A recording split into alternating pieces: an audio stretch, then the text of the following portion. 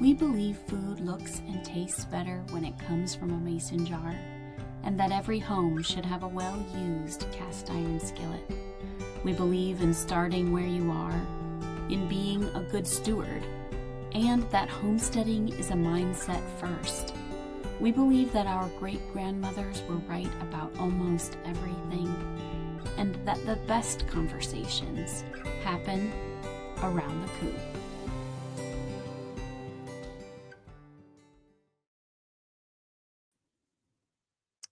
Wow. Welcome everybody to this edition of The Coop. That was an amazing intro. First time I've seen that. So welcome.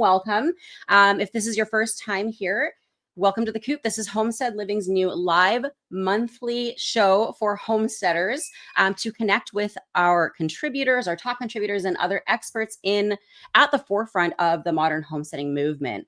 So this is episode 2, and I'm so excited to be here today with Robyn Jackson of Cheese from Scratch. But first, if you don't know me, my name is Anna Sikoski, and I am the editor-in-chief of Homestead Living magazine. So fun fact about me, I am actually the only Canadian on our team. I'm looking out at the snow right now. And Robyn is actually Canadian as well. So she is joining in I'm on Vancouver Island, and she is in the interior of BC. So not too far, but that's the amazing thing about shows like this and just about the online homesteading community in general, is that we all get to connect from all over the place and learn from one another. So I've seen there's been a lot of comments already coming in from people all over the place.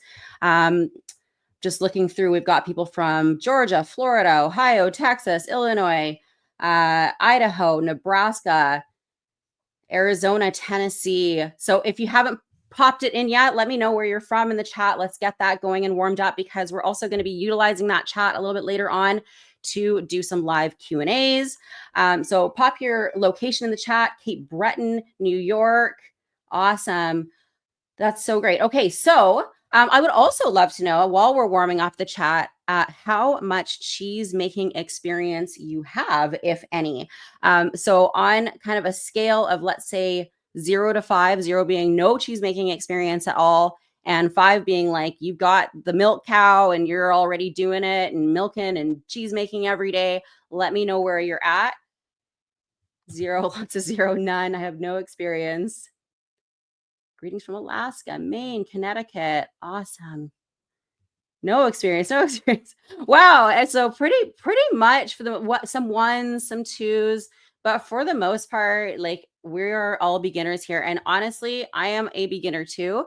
I had the pleasure of interviewing Robyn for the March issue of Homestead Living magazine and learned so much from her, and gained a lot of confidence myself, actually, because as somebody who lives on only a 1/4 acre and does not have a milk cow of my own, but who is interested in cheese making, I wanted to know if it was something that I was viably able to kind of pursue.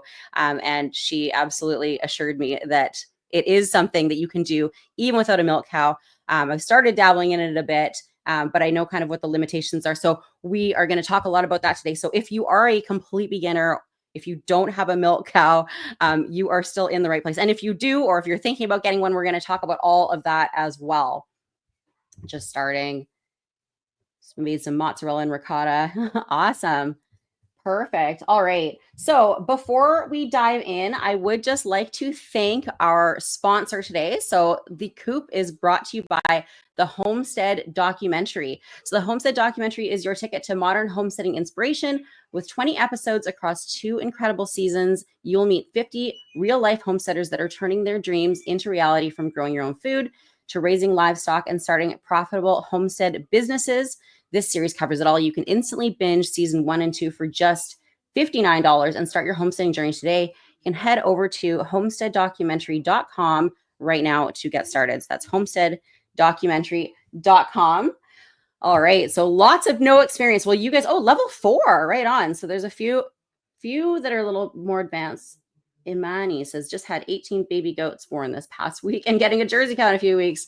Need to learn. Yeah, no kidding. I need to learn quick. All right. Well, let's dive in. So welcome Robyn Jackson to the Coop. So Robyn, sorry, before we dive in, I'll just kind of let people know who you are, just in case they don't know. So Robyn Jackson is the owner and creator of Cheese from Scratch, a thriving business dedicated to teaching homesteaders how to turn their milk, pasteurized or raw, into delicious artisan quality cheese. So what began as a simple blog to share cheese making tips and tricks quickly grew into a trusted resource for aspiring and experienced cheesemakers alike. Today, Cheese from Scratch has bloomed into a community of over 150,000 followers on Instagram, drawn to Robyn's real-life, approachable guidance on making cheese and managing milk cows. Through her blog, YouTube channel, and courses, Robyn has made the art of cheese making accessible and enjoyable for homesteaders around the globe. And as I mentioned, she is also featured in the March issue of Homestead Living magazine. If you're not subscribed yet, you can actually subscribe by clicking the link below the video. And you still have time, if you subscribe now, to get on the mailing list for that March issue. And she's got a book coming out soon too, which we'll touch on. So lots of exciting things happening with Robyn. And it's exciting for me to watch because I actually met you like when you were at the very beginning of this whole journey. Yeah, exactly. Like month 1 or maybe month 1 or month 2 of my business, I think. Yeah. And I'm not surprised that it kind of took off the way it did, because when we first connected, it was the first time I had actually ever talked to anybody who was doing cheesemaking in the homesteading community. Yeah. No, it kind of like, I think definitely with COVID and everything, everyone, is wanting to learn a little bit more about how to bring food back to their home. And then once you start homesteading, the natural kind of thing is like, oh, I want to learn how to ferment things. And dairy is a really good fermented food. So. Yeah, I think some people might actually not even realize that it is actually technically a fermented food, cheese. Yeah, exactly. Yeah. And that's the cool thing about it. If you know how to ferment one thing, or you're kind of fermenting other things like sourdough or vegetables or anything like that, it's a really natural kind of just segue into dairy, which is cool. Okay. Well, that's good to know, because I feel like that is something that a lot of people maybe find a little bit less intimidating, or maybe they've done a little bit of already. So if you have a little bit of that under your belt, then maybe this is kind of a natural next step. Can you tell me a little bit about like what was your background for anybody who doesn't know your story and how you actually got started cheese making? Yeah, for sure. Yeah, so my husband and I, like Anna said, we are in northern British Columbia here. We have 3 children, ages 11, 7, and 5. And my husband, Zach, and I have a pretty large cattle ranch. We have about 240 beef cows. So 10 years ago, my husband, he had always been kind of talking about having a dairy cow because he grew up in Wisconsin, dairy country. I know I saw there's a few Wisconsin friends on here today. So he grew up in Wisconsin on a dairy farm, moved to Canada. We bought a beef ranch, but he always kind of was like talking about having a dairy cow again. He missed having the fresh milk. He missed the cheese from Wisconsin because cheese state. So about 10 years ago, he surprised me and brought home a milk cow. And I came home from work, there was a milk cow, and he's like, can you try and make me some cheese? At that point, I, had grown a garden, and I'd like dabbled in a few like little things, like I made yogurt from grocery store milk, that kind of thing. So it wasn't like this absolutely out there kind of request, but I was like, okay. And I didn't realize how much I'd like it, but I kind of dived in, just started doing it. There was a lot of resources out there, but they were a lot of resources, kind of created from commercial cheesemakers and kind of trickled down into homesteaders. So it was a little bit hard to just like sift through everything that there was. But I just kind of started learning and practicing and failing and failed forward sometimes, and kind of got to where I am now. Yeah, that's awesome. So, I mean, in your case, the cow came first, right? If it's like the question of which came first, or which maybe should come first, the cow or the cheese. In your case, it just naturally happened to be that the cow came first, but you were doing some of this stuff already. So like you said, you had been gardening and homesteading and making, some yogurt and things like that. So it wasn't like you were brand new to it. For someone who is brand new, like, and maybe doesn't have a dairy animal yet, or maybe isn't in a position where they're going to be getting one, where would you say they should start? Should they just dive into cheese making? What other types, like, should they start with making yogurt? Like, where would you recommend if someone's just completely new to all this? Yeah, for sure. I feel like I kind of started the hard way. Like, I don't know if like just getting a milk cow out of the blue and then diving into cheese making, it was a lot. Especially because like, we had a baby at that time and added to our family as we went along. So I would kind of say like the first step is probably to start researching a milk source. Like that is, milk Mm. is the mother to all cheese. Like cheese cannot be made without milk. And I think it's often kind of forgotten that milk really matters when you're making cheese. So you can make cheese from raw milk, you can make cheese from pasteurized milk. You can't make cheese from ultra pasteurized milk. So that's kind of your first starting point. Just deciding what type of milk that you're going to use.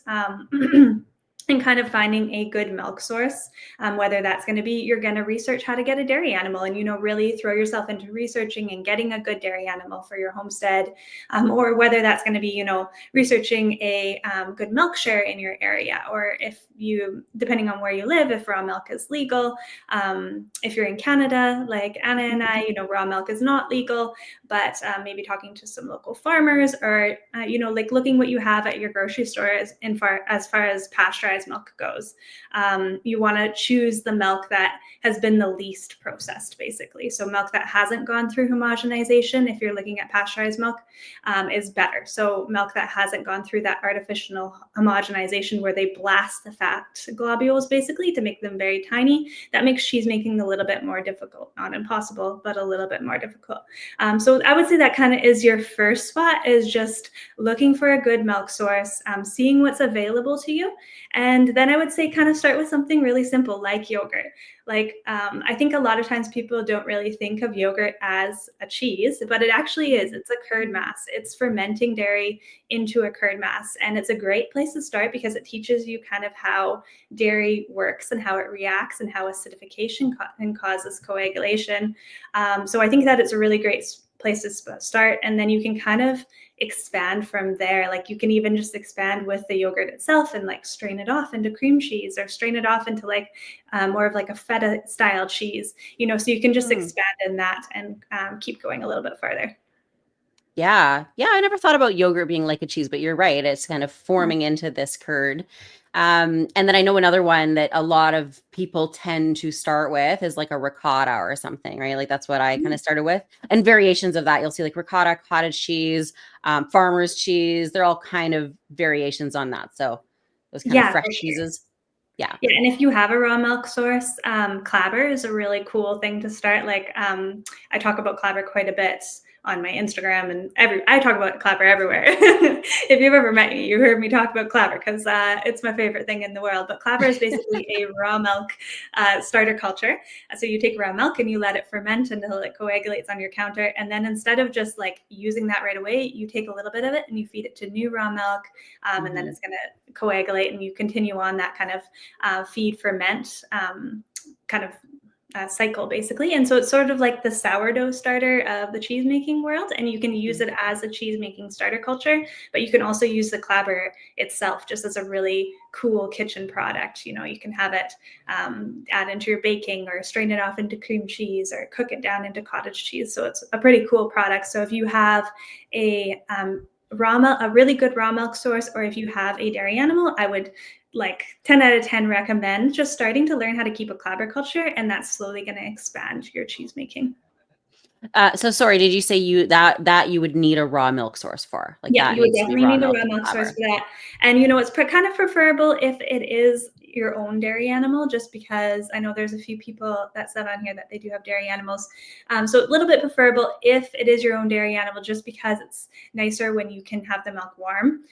Which if you're getting milk from a raw milk share and stuff, it's coming to you cold. It is possible, I know people that have kept Clabber culture with cold milk, but it's just going to be a little bit easier for you if you are able to feed it and start it with warm milk. Okay. I'm trying not to let my brain go in a million different directions. So there's so many questions that I want to ask you next, but let's just stay on Clabber just for a moment, because I think that this is really cool. I had never heard about this. I mean, I'm not deep in the cheese making community like some people are, but I had never heard about this even being an option. Like when you read cheese making books, that sort of thing, a lot of the other resources and information out there kind of fail to mention Clabber. So how did you discover this? And can you just talk a little bit about like what we'll get into kind of the science of cheese making maybe next, but what kind of culture, like what the different cultures are, because sometimes you can purchase them. I know there's like thermophilic and mesophilic, and how maybe you can substitute Clabber for those things and create this kind of closed loop system that a lot of us as homesteaders want to create, right? We don't want to always have to be purchasing in, like buying new cultures and adding them in. And it sounds like Clabber is a great way to do that. Just like a sourdough starter, you can always, you know, you always have something to start the next batch with. So yeah, just talk to me a little bit more about how the cultures actually work in cheese making. Yeah, for sure. So I have a little bit of a Clabber story because I am relatively new to successfully keeping Clabber. In the last 3 years, I've been able to successfully keep Clabber, but before that, I actually didn't. So I came across a book about 5 years ago. So I was about 5 years into my cheese making journey, came across a book called The Art of Natural Cheesemaking by David Asher. So he is really the person that has been talked about Clabber the most and really brought it to light for everyone because it was kind of a lost art. So he spoke in that book about keeping a Clabber culture. I tried it. I switched. I was like, this is amazing. I switched to making all of my cheeses with it. And unfortunately, I started eating those cheeses and they were really disgusting. But about 3 years ago, I had the chance to go and learn live from David Asher. And so he taught us, that you really have to maintain your Clabber culture like a sourdough starter. You have to be feeding it, even though you're not really noticing many differences in it. If you're not feeding it for 3 days versus 1 day, there's actual, microbiology differences in it. You have to be maintaining it and keeping it good. So he taught me how to properly maintain my Clabber culture. I went home, started using it, and just saw so much success in my cheese making. Completely stopped using freeze-dried starter cultures, and so now I only use this Clabber culture for all of the different cheeses that I make, whether they are mesophilic cheeses or whether they are thermophilic cheeses. So that was something really cool. But in terms of cultures, there is the option of going onto the cheese supply websites and buying freeze-dried starter cultures. And I never want to discourage anyone from doing either, but going on to the cheese supply store and buying these freeze-dried starter cultures, maybe sometimes that's easier for where you're at in your life and the access to milk that you have. So when you go on there, what you're going to want to do is you're going to want to pick one mesophilic, which is a lower temperature culture, and one thermophilic, which is a higher temperature loving culture. So different cheeses that you're making are going to ask for different cultures. And there is a bunch. When you go onto the cheese supply website, they're going to see there's so many different options, and it can be really confusing because they have really long, kind of confusing names. But usually on the cheese supply websites, they're going to say that this mesophilic culture is good for, Gouda and cheddar and Colby, and it's going to list a little bit of the cheeses that it's good for. And so you're going to want to pick one of the cultures that kind of speaks to the kinds of cheeses that you're going to make.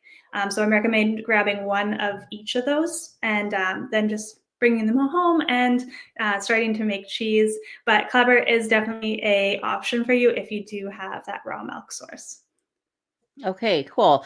So before we kind of keep going with other things that you're going to need to make cheese and other ingredients, there are a few questions that have come in related to Clabber. So I want to kind of stop and take a couple here. So here, I can pop this one on the screen. Amanda asked, what are the pros to Clabber culture over using Kefir? Can you use Kefir for cheese making? Yeah, so you can. So David, in his book, The Art of Natural Cheesemaking, he uses Kefir as a culture as well. In his new book that he has a new book out now too, he moved more towards Clabber, but he still does recommend Kefir if you don't have a good raw milk source, because if you don't know what Kefir is, it's basically this very ancient grain. They're really cool. They're like these little grains that are this huge ecology. They have all sorts of different bacterias and yeasts and fungus in them, and they are just very ancient. I think there's the pharaohs in Egypt, they've found evidence of Kefir in their necklaces and stuff like that. So really cool grain. But anyways, so you can keep Clabber culture and use it as a starter for cheese making. I haven't had great luck with it. So all the cheeses that I make, and this could just be me, but all the cheeses that I make with Kefir as a starter culture kind of taste like Kefir. And if you've ever tasted Kefir, it's, this sort of a yeasty, this yeasty product. And so if you are going to be making cheeses using kefir as a starter culture, you want to be sure that you are feeding that kefir really well, just like you're following that Clabber cycle of feeding it every single day, discarding most of it and just keeping a little bit back to feed to new milk. So that's going to help you to to bake better cheeses with it. But it is a bit of a trickier culture to use, I've found. But yeah, I know that quite a few people do use it though. So it is an option if it's just not an option for you. Right. Okay. Yeah. And you're mentioning this. It is. There was another question actually came in about, is it fed the same way as kefir is? So it is kind of that same daily or twice daily kind of feeding schedule that you would do with kefir? Yeah. So you're going to feed it, the same schedule, but you're actually taking the grains from the kefir. They'll grow, the grains will grow, and then you're going to feed it to new milk every day. Every time you get coagulation, you're going to do that. Right. And with the Clabber, because I've done some kefir, I also keep a sourdough starter, which I actually pulled mine out of the fridge yesterday. I think it's been like 10 months. I'm not even joking, but it's amazingly resilient. With sourdough anyway, I was able to bring it back to life. Like it's probably another day or so and I'll be ready to bake with again. It was bubbling almost right away. Is Clabber similar? Like if you don't want to use it for a while, can you put it in the fridge and come back to it? How long can you leave it before you feed it again? I would say that it's resilient to a point, but it's not as resilient as sourdough starter. So I would leave it in the fridge for maybe a week or two and pull it out, feed it, let it coagulate, maybe feed it one more time before I used it for cheese making, and then go ahead. I wouldn't leave it in there probably for months without feeding it. You can freeze it, so you can do that. Okay. The thing with Clabber though is you do want to be as careful when you're using it as possible, just because with bread, you know if you failed 24 hours later when you bake your loaf of bread and it didn't rise very good. But Clabber, we're not finding out if we did good in our cheese making until months later when we go to eat our cheeses. So we're going to have better success and better learning if we're able to use really good freshly fed Clabber for our cheese making. Perfect. Okay. I'm going to pop one more question up about Clabber and then we'll kind of move on. So Lori asked, how do I keep my Clabber from getting yeasty? Do I need to ferment it in a different room for my sourdough? And what temperature should you keep it at? Yeah, so it will definitely cross-contaminate with sourdough, especially if you are kind of delaying between feeding it, or if you're feeding like you've got a really active bubbly sourdough and you're just freshly feeding your new Clabber, that yeast can infect into your milk. So that's one way to prevent it. Also, over fermentation. So I got to get a little bit sciencey to explain this, but basically what happens when you're keeping a Clabber culture is the lactic bacteria. These are a main head category of bacteria that are in raw milk. The lactic bacteria, they feed on the lactose in the milk, and as they feed on it, they ferment that lactose into lactic acid. And when the milk becomes acidic enough, it actually causes the milk to coagulate. So this is basically similar to when you're making sourdough starter and you have that rise of the sourdough. So this is the point that you want to use it for cheese making. This is the point when the lactic bacteria, which are our starter cultures, are the strongest and the most prolific. But after this, what actually happens is that because it's so acidic in there, the lactic bacteria are sort of like their own worst enemy. They start to die off. They can't survive in this acidic environment. There's not as much food. They've eaten all of the lactose.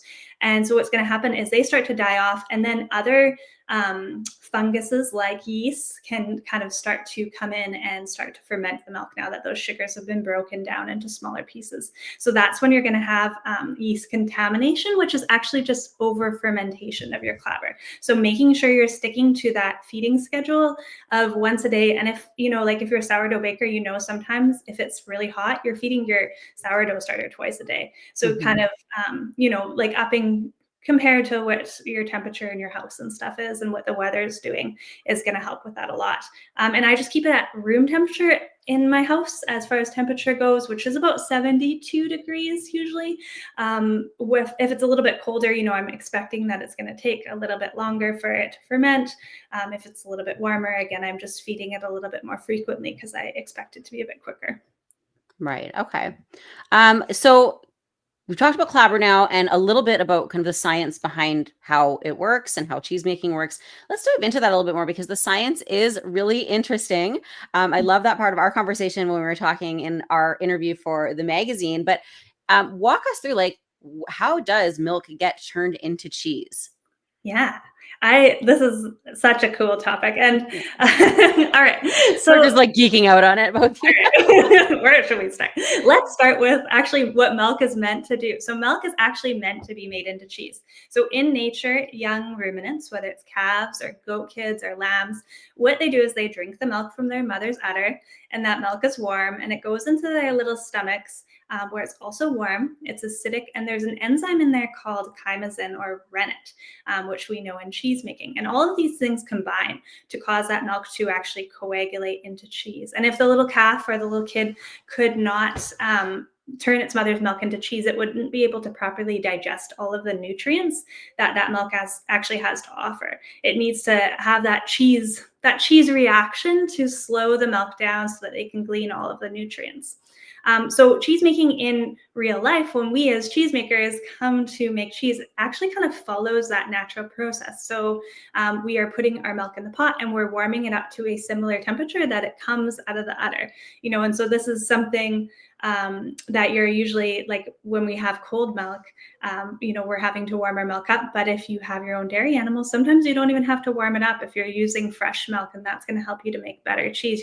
You're bringing it up from the barn, straining it and putting it right in the cheese pot. You're ready to go for cheese making. The next thing that we're doing is we're adding in a lactic bacteria or a starter culture, whether that's Clabber or whether that's one of those mesophilic or thermophilic starter cultures from the cheese supply website. And that's starting that process of fermentation that's going to create that acidic environment. Then we're adding rennet in, that same enzyme that is in that little calf's stomach.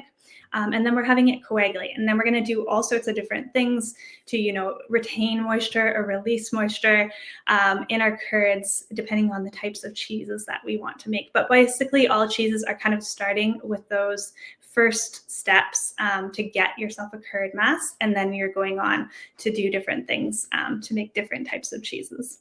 Mm-hmm.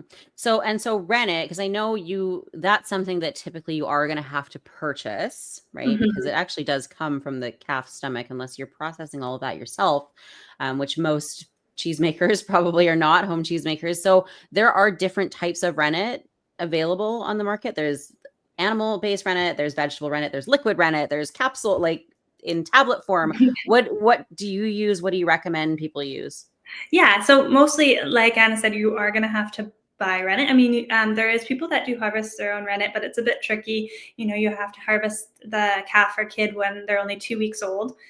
Any older than 2 weeks, and that rennet's not going to be as active. It's probably something that I can never foresee us doing, because calves are just pretty valuable on our ranch. We're going to grow them up for beef or whatever.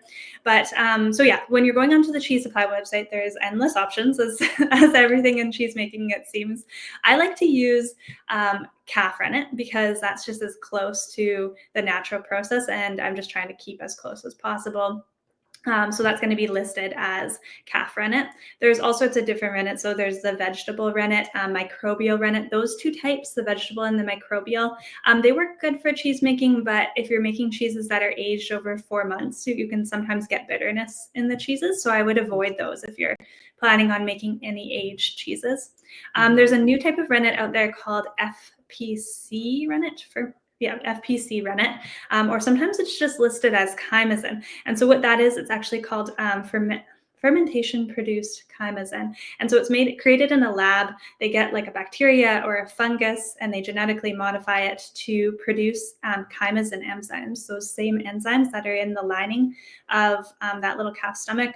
And then they kill off that organism, and they're left with this pure chymosin. So it's not technically genetically modified because it's not technically a genetically modified organism because it's an enzyme. It can't be an organism, but it is from a genetically modified process. And apparently, if you looked under a microscope at FPC rennet and pure calf rennet, they would be identical. You can't tell the difference between them. So that's just something interesting about that. So, I mean, that would be a good choice if you're using aged cheeses, but I like to just use that pure calf rennet. And I like to use liquid. I mean, it's a little bit easier kind of solution to use, but you can use tablet too. If you use tablet rennet, you just want to make sure you crush it before you dilute it in the water, just because it's going to take forever to dilute if you don't.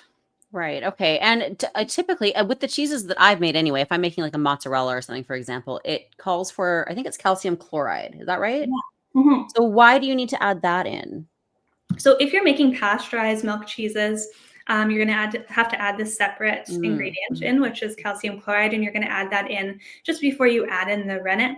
So calcium plays an important role in when rennet causes a reaction for the casein proteins in the milk to bind together. It kind of glues itself together with calcium, and during the pasteurization process, the available calcium in the milk is damaged. So you need to add a little bit of calcium back in there so you get a nice firm curd. Goat's milk cheesemakers might find that they benefit, even if they're using raw goat's milk, they might benefit from using a little bit of calcium chloride just because goat's milk tends to have a little bit more of a fragile curd. Also, if you have a milk cow, your cow's milk isn't the same throughout her entire lactation. It's going to change a little bit. Throughout that lactation, and especially as she kind of approaches her next calving date, when she's pushing a lot of calcium into that growing calf that she has. mm. Sometimes during this late lactation, you're going to benefit from adding a little bit of that calcium chloride. So even though I make cheese exclusively with raw milk, I still keep a little bit of that calcium in my fridge. It's pretty cheap. You can get it at the cheese supply store. Right. Okay. Yeah. And then another thing I was thinking is like, because I've only done fresh cheeses because I don't have a dairy animal yet. And I haven't, purchased a lot of the cultures. I don't have a Clabber culture, anything like that. The cheeses that I've made actually call for either the addition of lemon juice or vinegar. So what kind of cheeses can you do that with? Like if somebody wanted to just kind of go to their kitchen and start making some cheese today, with some ingredients they probably have on hand or that they're, are not too hard to source, so they don't have to wait for. What can you just make with like lemon juice or vinegar? And what's the difference? Why are you able to make certain cheeses with that and other ones you need these specific cultures for? Yeah, that's a really good question. So, as I kind of described with the science of it, when those lactic bacteria are fermenting that lactose into lactic acid, they're creating their own acidic environment. So that fermentation is set up properly for that cheese to go on and age. Whereas when you add acid, like an actual direct acid, there's no fermentation that happens. Mm, So the mhm. stage isn't being set properly for those cheeses to age. So you for sure can make them fresh and they're delicious, but they haven't gone through any fermentation. So examples of cheeses like that would be ricotta, just like a simple sweet ricotta where you're just going to heat your milk up and add a little bit of vinegar or lemon juice, and it's going to turn to curds. And it's amazing when you haven't made cheese before. And even now that I've made cheese, I still sometimes make like a sweet ricotta just because it's just so easy. You just heat your milk up and you got cheese like 10 minutes later. Mhm. That's Yeah. a really cool spot to start if you have nothing in your kitchen but milk and lemon juice or vinegar. Other ones that you can do, there's like this cheese whiz, I call it, but unhealthy homemade version. You can find the recipe for that on my blog, but it also just uses citric acid, and you heat your milk up. You add that in, and you're going to get this nice, you add a few other like common kitchen ingredients like butter, aged cheese, those kind of sort of things, and you're going to get a nice like spreadable cheese. Mozzarella is a good one to make. I like to use the mozzarella that has a little bit of rennet added in, like you were talking about. But there is vinegar mozzarellas out Mm, there.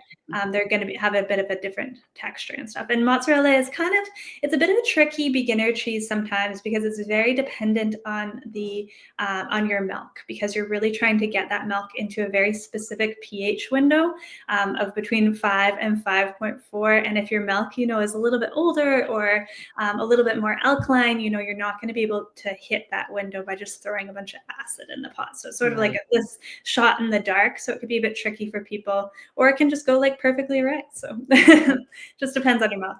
I've been on all ends of that with mozzarella for sure. Yeah, it's funny, the ricotta too, just like you mentioned. I get all excited about this because again, this is where I'm at with cheese making. But it is like if somebody's just brand new starting, even the other night, and this is one thing I'll speak to as far as if you don't have a dairy animal and you're like, is it even worth it? And I'll ask you this actually in just a second, get your take on this, but is it even worth it to make cheese if you don't?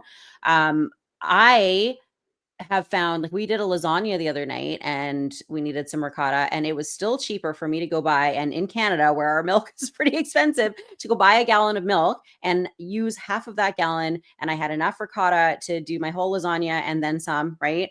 More than I would have got purchasing at the store for double the price, and I still had like half a gallon of milk left. So even if you're just starting and dipping your feet in it, It's worth it, I think, to do the cost comparison, but I think in some cases, depending on what you're trying to make, it is still worth it to try making your own. What's your take on that? Like, what cheeses would you say, yeah, okay, it's worth it with? And what cheeses would you be like, I wouldn't bother if you don't have access to a dairy animal of your own? Yeah, for sure. So cost wise, which it often comes down to is cost wise, fresh cheeses are probably going to maybe still save you money to make them at home. So, but whereas aged cheeses are going to cost you money to make them at home. So fresh cheeses, like starting to make your own yogurt, making your own ricotta, making your own cream cheese, those are excellent places to start, and they're excellent, budget savers. I will also say, sometimes it's not about the cost, it's about starting where you're at. And looking to your future, maybe later on you want to get a dairy animal. So you're going to start to buy some milk and start to make some cheese, because that's going to help you get to where you're going. Basically, it's going to help you prepare for when you do have that dairy animal. Typically, for aged cheeses, you're going to expect to get it's very variable. Sometimes it's way less, sometimes it's a little bit more, but you're going to expect to get about 1 pound of cheese per gallon of milk used. So, for example, if you're going to plan on making a cheddar, you need 4 gallons of milk to make about 3 pounds of cheese. So Right. that's not really going to save you money at 8 gallons or $8 a gallon here. But it might save you money, if the trade-off is that in the future, you're going to know how to make that cheese, and it's going to be easier kind of segueing into getting a dairy animal for you. Right. Okay. All right. I have more questions, but I do want to just jump to some of the questions that are coming in. There's some kind of quick ones that I think we can go through. So back to the Clabber, somebody, Sylvia had just asked if you can source raw milk, but it comes cold. How would you get your Clabber started? So I'm assuming she means should you heat it up on the stove? Should you let it come to room temperature? What would you do in that case? I would probably heat it up on the stove. Just give it a little bit of a jump start. Heat it up to 90 degrees Fahrenheit. And then just let it sit on the counter. You can even wrap it in a warm towel. Sometimes people, I have a whole blog post on my website on how to start a Clabber culture, and it goes through the troubleshooting and stuff, because sometimes it is a little bit tricky to get it going, especially when you're starting with cold milk, but you definitely can feed it with cold milk. I know lots of people that do it and have good results. Okay. Good to know. All right. Gina asked, does nettle rennet work the same? Is that just another type of vegetable rennet, or? Yeah, so vegetable rennet, it can be derived, it's different enzymes derived from all sorts of different plant sources. So nettle is one of them, figs, cardoons, sorrel, those are all some examples of where vegetable rennet can come. Once tried to source my own, harvest my own nettle, but I misidentified what nettle actually was. Didn't coagulate my milk and didn't actually make us sick, but it could have. Anyways, so that's a plant identification mishap. Anyways, nettle rennet will work if you're buying it from the cheese supply store.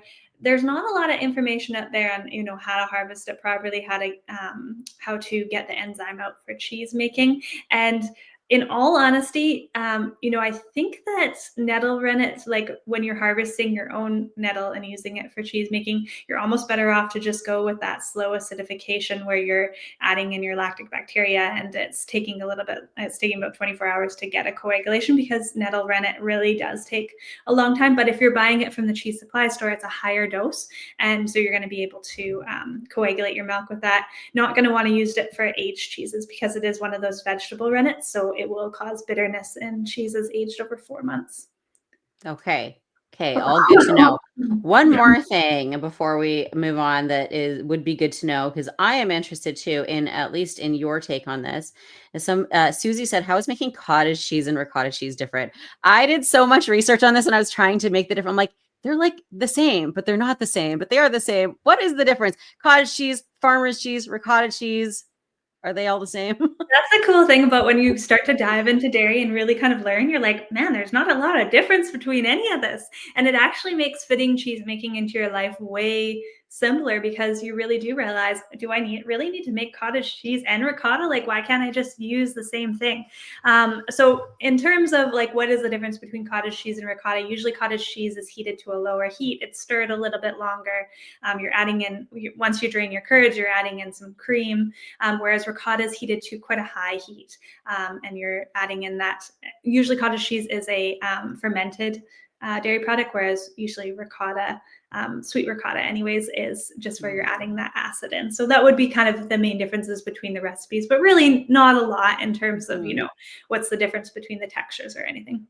Yeah, it's so interesting how there are like, I don't know what, hundreds, thousands of different types of cheese out there. And yet it's very slight variations in how you get to that final product at the Yeah, end of the day, exactly. you And like know? a lot of it comes down to the name and the area of where the cheese is. And I feel like that's something maybe we just don't really understand so much in North America, but like Camembert and Brie, what really is the difference between them? One's a little bit bigger than the other one. One's made in like Normandy, one's made somewhere else in France. So, it's just kind of the area that they're made in that is really making them a little bit different. So, yeah, it really gives you some play with your cheese making and it lets you kind of be able to make things that work better for your lifestyle. Because that's actually how a lot of cheeses were invented, like they were invented by the circumstances around the homesteads and around the farms. Yeah, played into Yeah, kind of like with wine, right? They talk about the terroir, right? The land, the earth, the way it is, and that certain things, like you can get a bubbly wine or whatever that, is a sparkling wine, I guess, but it can only be called champagne if it's from Champagne, France, right? For Whereas sure. with the cheese too, it's like it can only be Parmesan if it's from Parmesan. Is that Yeah, what it's called? yeah, exactly. You're like, it's There's like a Grana Padano that's yeah. similar, and yeah, Yeah. interesting. Cool. Okay, so let's talk about equipment. So we talked about ingredients, clabber, rennet, calcium chloride, different types of starter cultures. What sort of equipment do you need to get started? What kind of investment are people looking at? Yeah, I would say not a lot when you're just first beginning.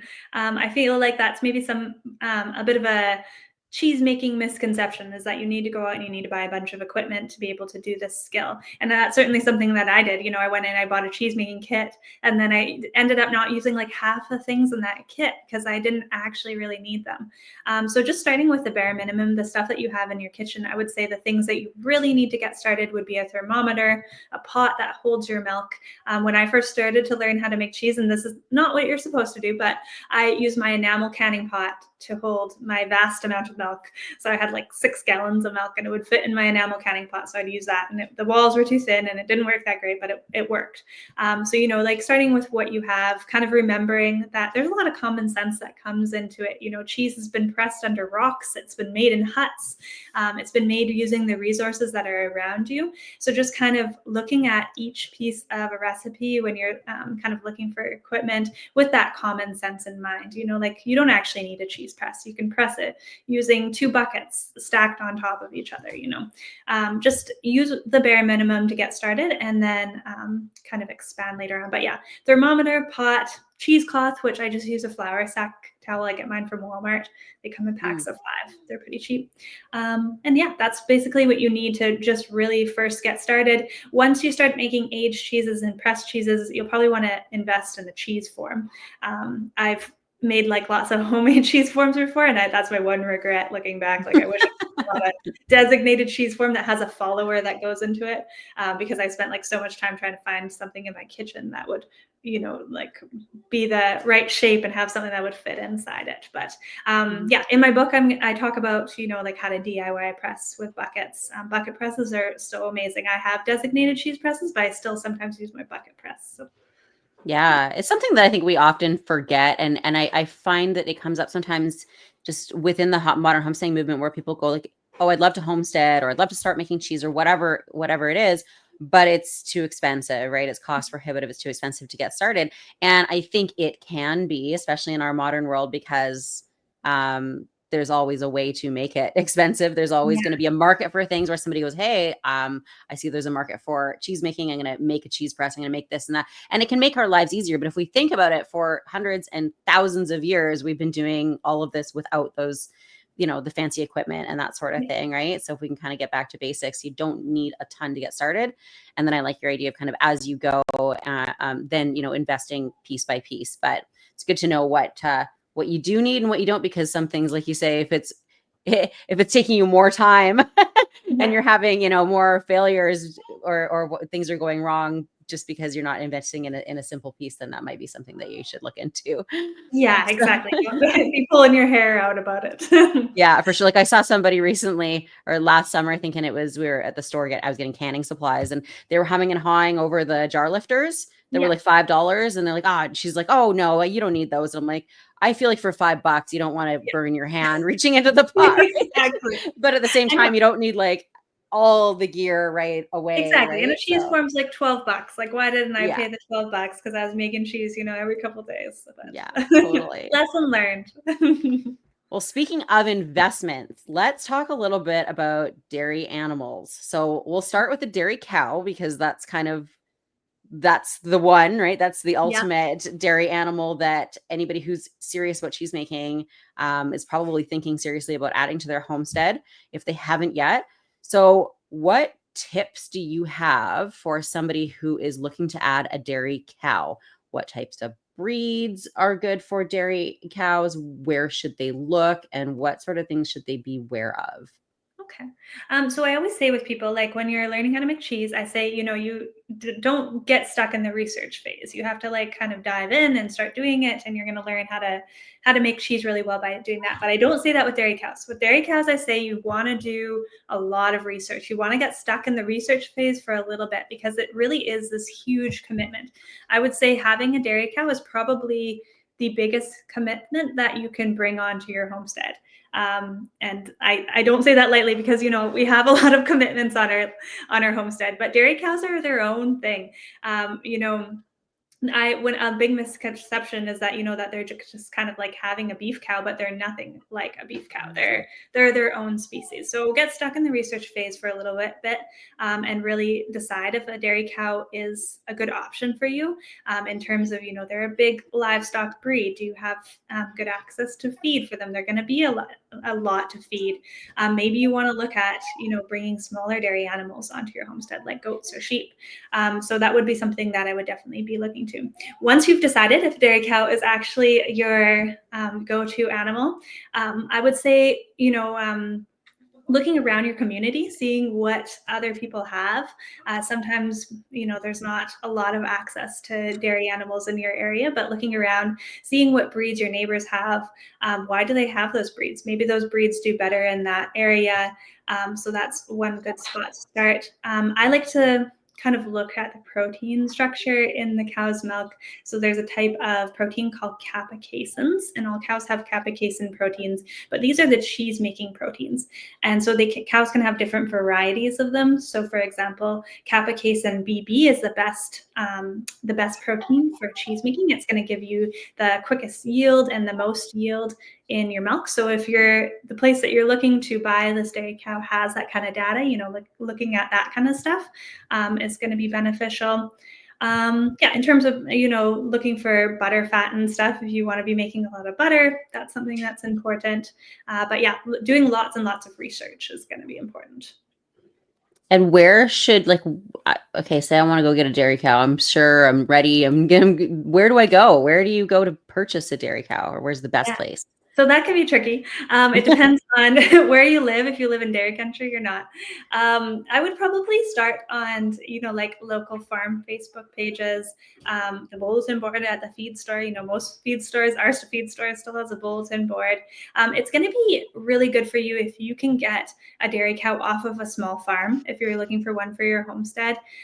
Dairy cows off of dairy farms are good too, but you want to be sure that you're not buying somebody else's problem. So a lot of times, the only reason that a dairy farm is willing to sell a cow is because it's not working for them. And maybe that not working is something that's going to work for you. Like maybe they just have a little behavior problem, or they're a 3-quartered cow and they need a 4-quartered cow. Like maybe it's something like that, but maybe it's that they've got bad feet and they've got a history of heavy mastitis, and they have a type of mastitis called Staph aureus that's subclinical that you can't actually tell by looking at them. So, that's a lot of the research that you need to do is making sure that you're buying a healthy milk cow, that you're not going to be buying somebody else's problems.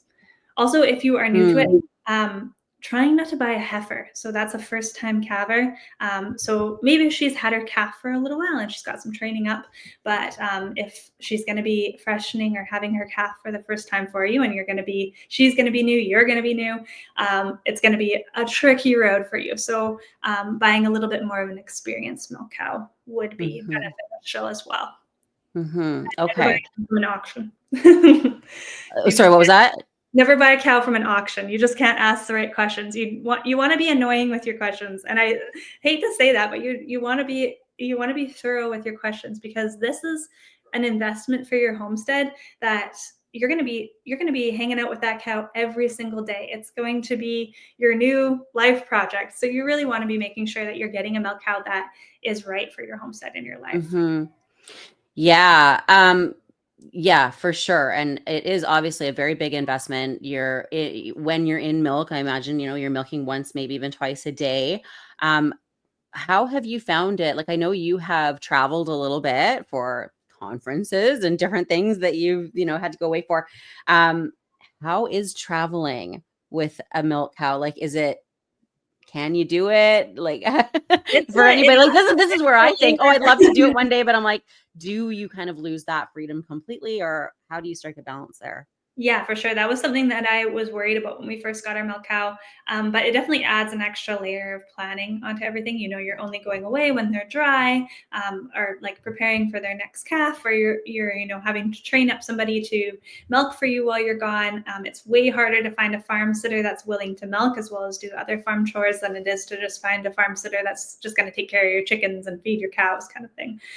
So it definitely adds a layer onto being able to go away. We calf share with ours, so that means that the calves get half the milk and then we take half of the milk. And calf sharing is a really good way to be able to kind of manage that a little bit better. But every cow, every case is different. I never go into a new calving thinking, okay, I'm going to be able to calf share throughout her entire lactation. I'm going to use this calf as a relief milker like all the time. Every situation is different. So you just kind of have to go with an open mind and work from there. But it definitely does add an extra layer of planning. I would say the routine of it though, like at first it's a lot. When you first get a milk cow and you're like, I have to milk it twice a day, every day, and you're just learning how to milk and it's hard. It feels like a lot, but eventually it's going to become something that you love. Like maybe I'm just saying that because I love it, but I love going down in the morning. It gives me an excuse to go outside. It gives me an excuse to just sit there and just kind of be mindful and be in the moment. And yeah, I really love it. So I think you will learn to love the routine, but it is a huge adjustment for your family at first. Yeah, for sure. So many questions, but we'll stay on the topic of cheese making. If anybody does have questions specific to dairy animals, feel free to pop them in the chat. We've got around 10 minutes left. We might go a little bit over. But again, keep those questions coming in and we'll make sure to get to some of those before we wrap up. But so quickly, you did mention that there are other types of dairy animals, right? Like if somebody's got a bit of a smaller space, there's dairy goats, there's dairy sheep. I was laughing so hard, Robyn, in our interview when you mentioned dairy yaks. And that you've heard that people can milk a yak and that you've never milked a yak, but maybe you will and you'll write a book about it one day. Oh my goodness. I wanted to keep that in the written portion. I didn't, but I was having a good laugh out loud moment. But for now, anyway, before yaks become the next big thing, dairy sheep and dairy goats would be kind of the main secondary choices for a dairy animal. Yeah, sometimes I feel like they might be the first choices. Like, I think we all get hung up on the dairy cow. And I mean, we have a really unique situation here where we have lots of land. We're set up for dairy cows. We have chutes and like all sorts of things. So on our ranch, we are really set up for cows. But I think sometimes people see on Instagram, they say like, oh, cow, like that's the route I want to go. But if you're a small homestead, like there is nothing wrong with getting some goats, getting some sheep, because it's going to be easier to set up your homestead. They're going to be less to feed. Cows eat a lot.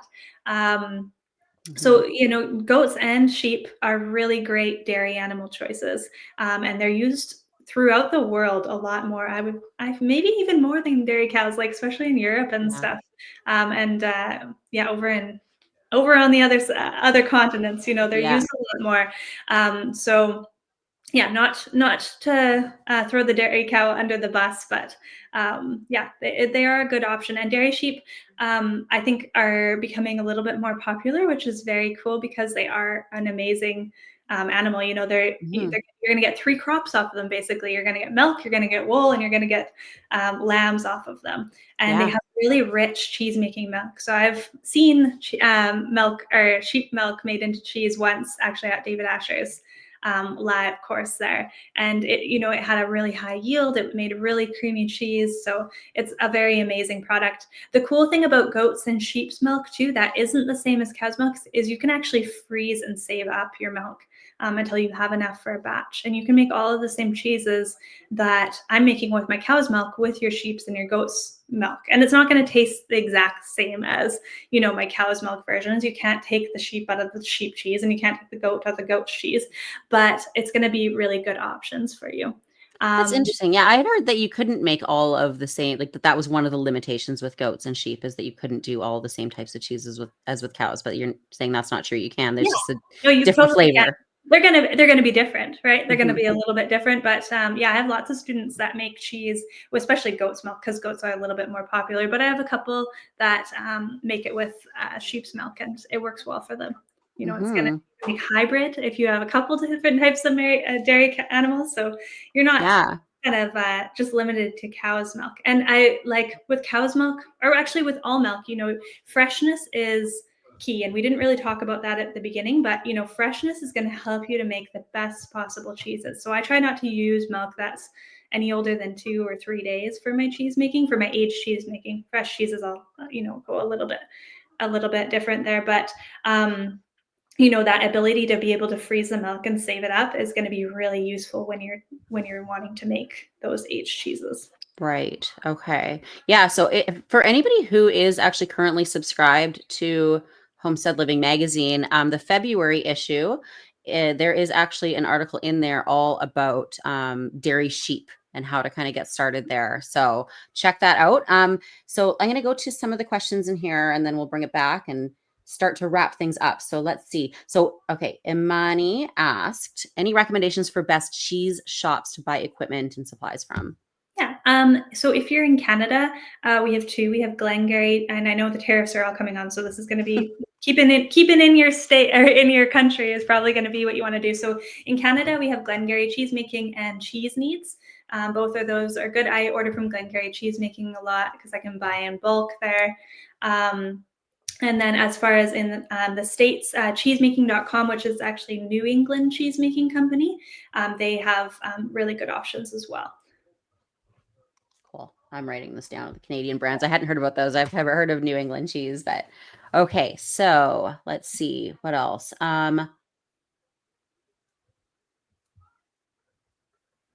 Okay. This is a good one. And this is actually where I was going to go anyway. What can you do with the liquid drain from cheese pressing and just cheese making in general?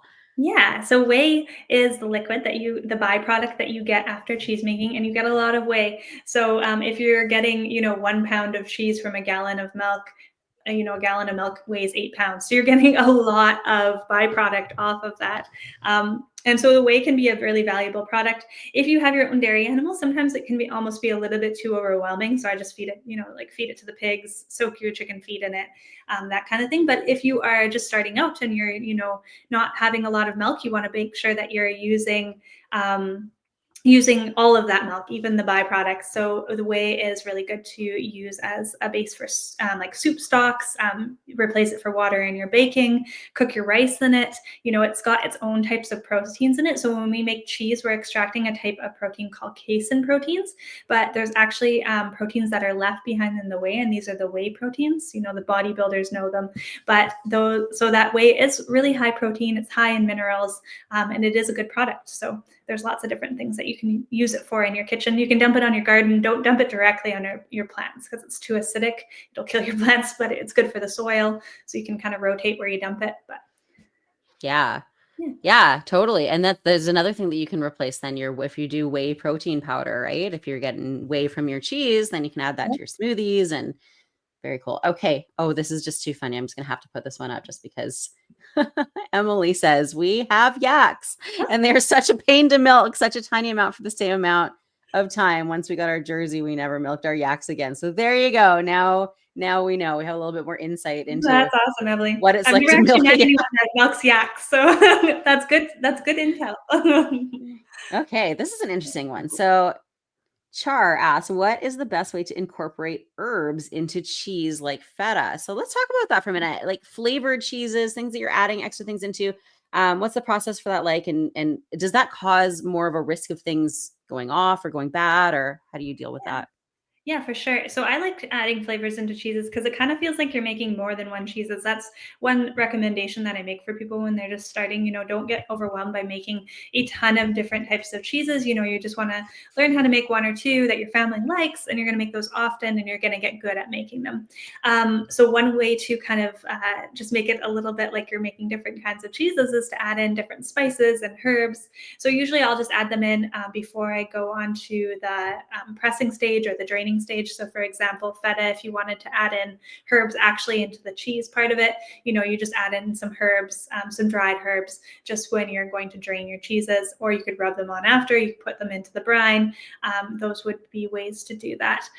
There is an extra risk of contamination. So sometimes people recommend, putting your herbs on an oven sheet and baking it. I think it's like for 15 minutes at 250 Fahrenheit, just to sterilize out any bacterias in there. I don't do that. I just use them straight from the package from the grocery store.